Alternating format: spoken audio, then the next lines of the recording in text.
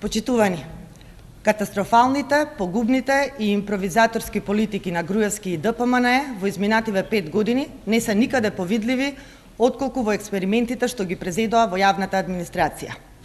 Груевски за 5 години успеа да го изгази достоинството на целата јавна администрација и да ја претвори во партиски сервис.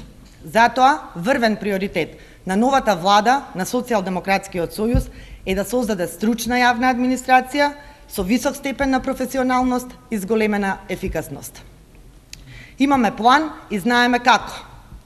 Најпрво, новата влада на СДСМ ќе формира Центар за обука на службеници, како посебен правен ентитет, јавна установа, во која ќе земат учество еминентни странски и домашни предавачи и експерти.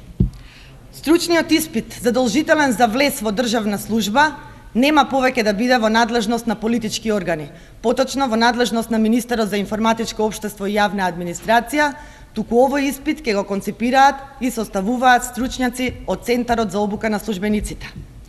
Државните секретари во министерствата повеќе нема да бидат политички функционери именувани од владата, туку ќе се избираат од редот на квалитетните, долгогодишни државни службеници, повеќе години вработени во самиот орган на управа. За таа цел ќе ги измениме и Законот за влада и Законот за државни службеници.